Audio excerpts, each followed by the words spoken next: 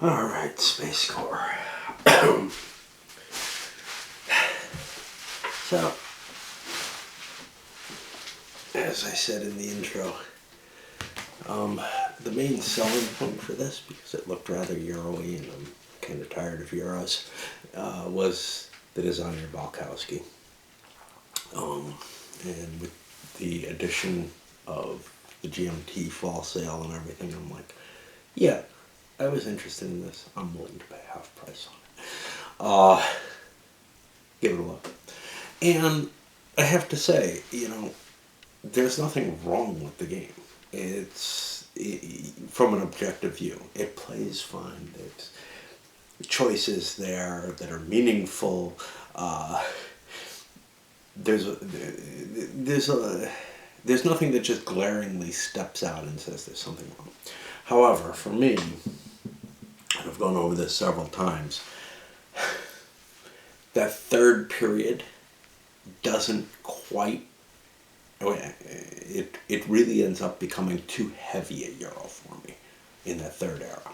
Now, that is not technically a problem.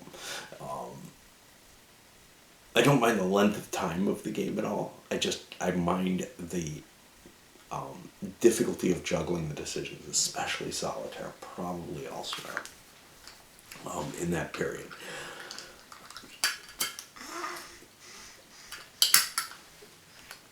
But the saving grace on that is, if you don't like that part, you can cut it out and play just the first two eras. Again, like I said in the wrap, that's kind of doesn't really work for me. I want to find out what happens. The game is supposed to cover more. Let's go to the more. Okay. I don't know too many games that significantly change between periods. La Grande Guerre comes to mind as one such, where, hey, you're playing one game and then you're playing a slightly different game. This one goes a step further than that, giving you a different board for each era. You can pull it all out. High quality. This comes up as a little card holder, really. Card and component holder, but there's some information about the colonies that's kind of necessary. I don't know if you can... the card holder portion, you're going to need all these cards on the board, but you may not need them in this configuration. You may, for table space reasons, you may find that you just want this. And you can do that. And then two different eras as you explore further out into the outer solar system, and then up some. There are subtle changes in the way the rules operate, mainly rules additions. I don't think anything's completely withdrawn, but there are things. So the way some of the different bases work is different in the first era from the later eras and stuff like that. And that's in order to deal with the differences in the maps, the differences, especially the third era, has significantly different movement rules, etc. So, yeah, there's a fair number of things that you have to pay attention to, and there's capabilities that get added as you go, like the ability to, use your research labs as to increase your breakthroughs, which are important.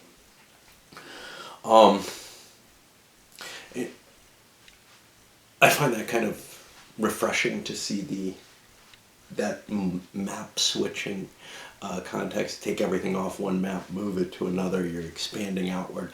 I like those kind of concepts in games. I've often played around with the idea of a game in which you start out as kind of it's really intended as a module as a scenario for SFB, but a sort of huge campaign scenario. You start off as like commanding a small force and you work your way through the military hierarchy to more and more important positions. And the other players are doing the same. And the idea is kind of like you're the class that that the stars fell upon, except in this case it was for the Klingon Empire, where you guys would be eventually fighting over dominion over the entire empire. It was a cute idea, but at the start you'd be fighting ship versus ship conflicts, fighting monsters and everything, and then at the end you're actually fighting each other as well as whatever enemy is in place, if there is one. All of which could be handled. It was sort of that progression idea of moving into the next stage of the game, which was kind of interesting. Now there I had each player following their own path. Here, you don't have that. You have this shift. Everybody shifts to the next board when the conditions have been triggered, which may have been mainly triggered by one person's advances. Now the whole game has shifted and you're all in a different place. So it's cute. The one thing that's kind of disturbing about that, other than the complexity of the third board, which I'll get into, I promise. I definitely have things to say about that. Is that the what you gain on a given board barely carries over. So as you're playing in one era, you can upgrade your infrastructure, and that'll help you out right at the beginning of the next era, having that upgraded infrastructure. It's probably not sufficient to take you through the next era. You get to carry one legacy production over, which means if you're going to go a route in which you're generating victory points, while you're playing in that next era and doing production actions, that can be very helpful. Your progress and any cards that you've gained for progress are permanent. You hold those and own those.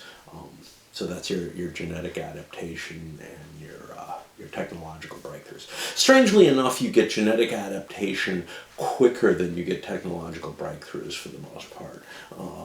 I find that a little weird. Like, I visited a planet and now I'm genetically different in, I'm able to piece together genetic engineering more quickly than I'm able to, maybe come up with some neat building capabilities that are just always present for me. My understanding is the expansion is going to be kind of player powers that are going to be probably some additional capabilities similar to the breakthroughs and adaptations that just apply to a given player, and maybe they improve over time or something. I find that kind of,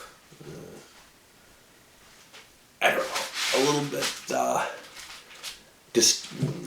unappealing in the sense that it's one thing to have sort of a racial advantage in Cosmic Encounter, but here what you're basically saying is this company has this ability permanently through centuries of exploration. Wow, I don't know about that, man. But yeah, so I find it a little bit disconcerting and a little bit, again, disappointing that what I put together on the first board doesn't really carry over into the next board. That's not to say that there's not some build-up capability and there's not some capability to do something on one board that means, that informs, what you're going to do in your further boards. Again, the infrastructure slots, but they're malleable. The particular breakthroughs and adaptations you choose, those are more important in terms of what you're setting up for. But also how quickly you get to the next board. Do you get the advantage of that next board jump? One or two players can make it to that next board in an advantaged position. So that's another thing that you can plan for and spend some resources on trying to get yourself into a position where that's going to be your edge. That's the edge that worked the best for me in both my plays, to tell you the truth, for the simple reason that I'm just sucked in by that, develop my stuff on the current board. Well, there are times where building bases on the current board actually does you nothing. And then there's also the contracts here, which are kind of a weird thing because they're a little bit flexible as well. When you hit, when you're in a particular era, you get a bonus for a particular contract. And they're rated for kind of their difficulty level. But if somebody missed one of these, the value gets increased for the similar thing there. And that's kind of without reason in a lot of cases, except, just the nature of the game. I'm not sure it really adds much in terms of the nature of the game either, but it does make certain things more attractive and changes each game based on what things did people accomplish in the last era or whatever. What things are more valuable in this next era. Spirit-wise, my knowledge of Euros is not very wide. I don't know anything that plays exactly or particularly similar to this. I can think of some kind of Euro type things like Struggle of Empires and stuff like that, where going out and finding pieces, flipping them over, and then developing them is kind of part of the game. But in those games, there's usually a little bit more capability to directly conflict with each other.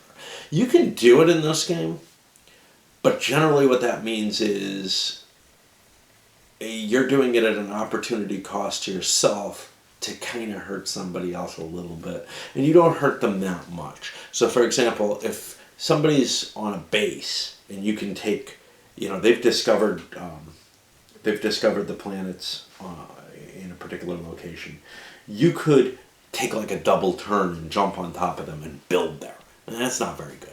Another possibility is you could follow them directly to where they go, and one of you gets to explore, the other gets to build. And the person who did the exploration gets a bonus for you building where they explored. So you're not getting all the advantages of going into a new area, and neither are they. But actually, as the person who does the building, as the second person in it, you're paying a premium. But on the other hand, the bases may be more important. However, remember what I said. Sometimes building bases doesn't actually help you. So, you might end up late in an era saying, there's no contracts that are out there that building this base helps me with. So I shouldn't waste my resources on it. I should leave if I can.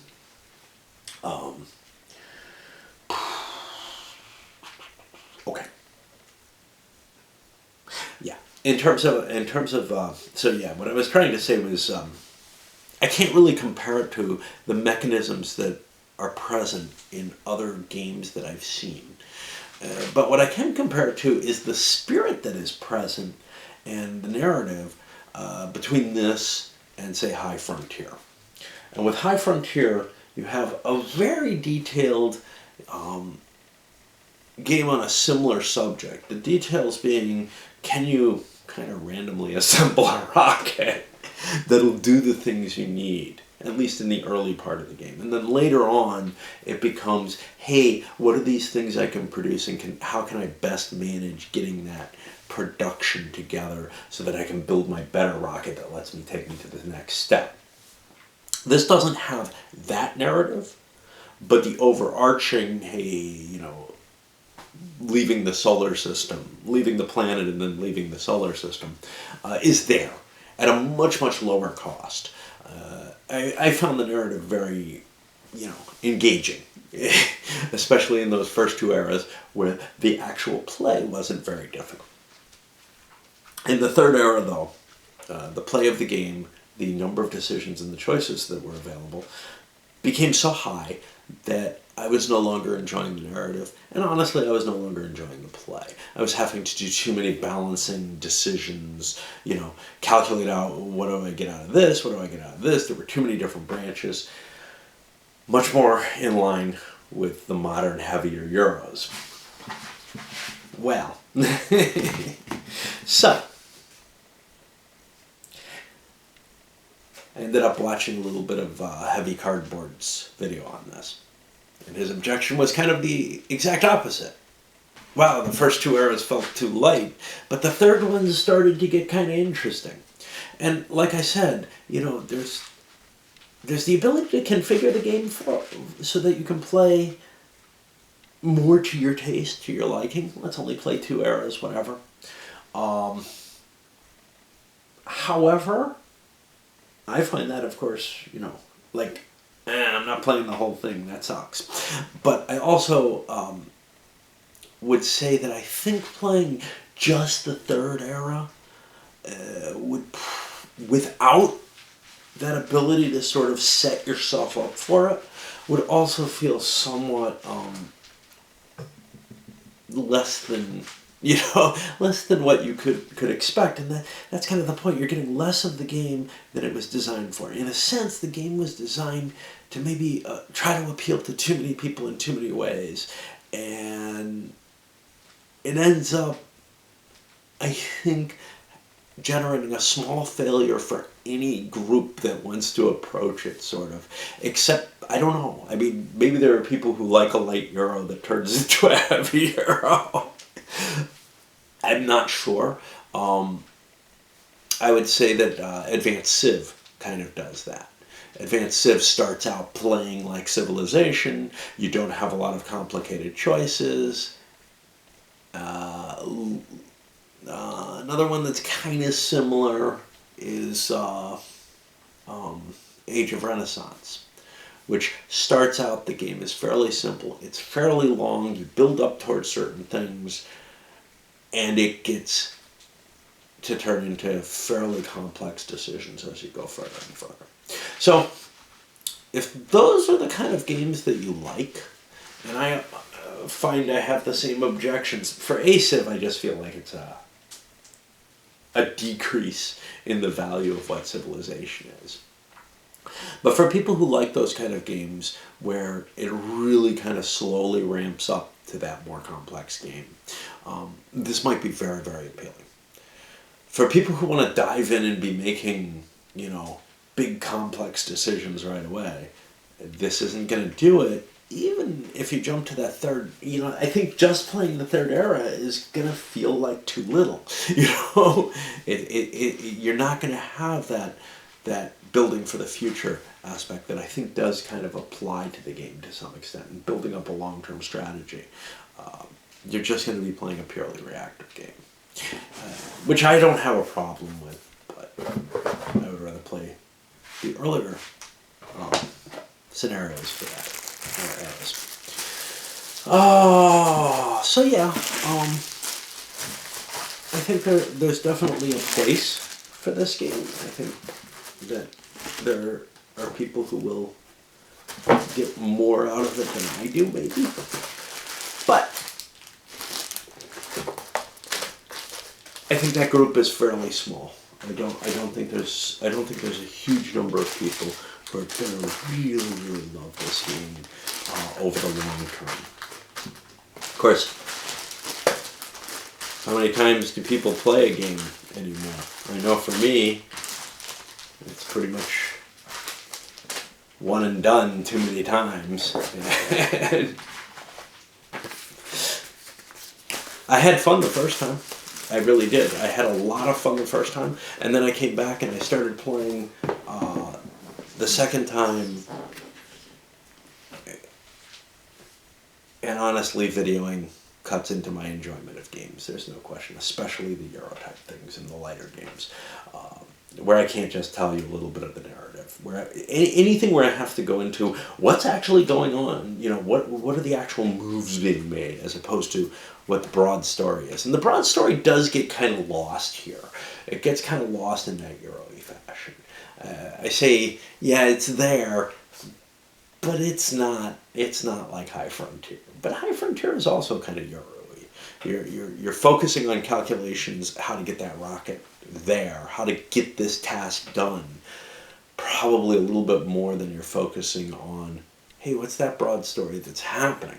The one big difference is it takes so much time and effort to get that rocket there. Not just calculation and mental effort, but then you have to wait and watch it go there. That you got time to enjoy the story. This one, you don't have as much time to enjoy the ride. You're making too many decisions. You're making too many choices. In the early part of the game, you're really making them. In the later part, because of the delays in terms of getting to places, you might conceivably have a little bit more time to reflect on what's going on. Anyway, I think it's a pretty good, solid game. It's one that I think kind of is going to have a hard time really, really catching most people's attention, though. But then again, there's so many games that I have not been seeing things, without a big paradigm shift, right? So like, once upon a time, not that long ago, when I first started looking, at Board Game Geek and everything, there were a few Euros that everybody was like, oh, this is so great, and then Twilight Struggle, oh, this is so great. I'm not sure what's so exciting about Twilight Struggle, except that it hit the market and was at that level that, it's a really solid game, but it hit the market at a certain point when the market was ready for that, ready for something a little different like that. And then like Gloomhaven's that kind of thing. I don't like Gloomhaven, but I can see where there was a craving for this kind of thing, where it was a more Euro-oriented design, where you're making gamier decisions within that dungeon exploration or whatever. This one, I don't feel like is anything like that kind of paradigm shift. So this just becomes another progressively heavier Euro. And I don't think that there are a whole lot that have this level of ramping up happening in them that are super popular. But I'm not sure. But who knows? Maybe. No. There's a lot of luck in this, which is also going to kind of discourage a lot of the Euro-ish players. And again, that kind of fits in with that, at least with the Age of Renaissance flavor. There's a fair amount of luck in Age of Renaissance. But here, some of that luck isn't something that you have to leverage. It's just, oh look, I discovered the cool stuff on this planet. Which, usually the cool stuff costs you something, but some of it, like genetic advances or something, may not. And that's just, that's just the nature of the game. Alright, not much more to say, so we'll send this up. Oh, upcomings. So, Vietnam's on hold for a while because, for whatever reason, I've agreed to do a couple of playtesty type things doing videos. We'll see how that works, but there were a couple of designs that I was interested in, and I was given that opportunity. And so what you're going to be seeing next is kind of rougher designs.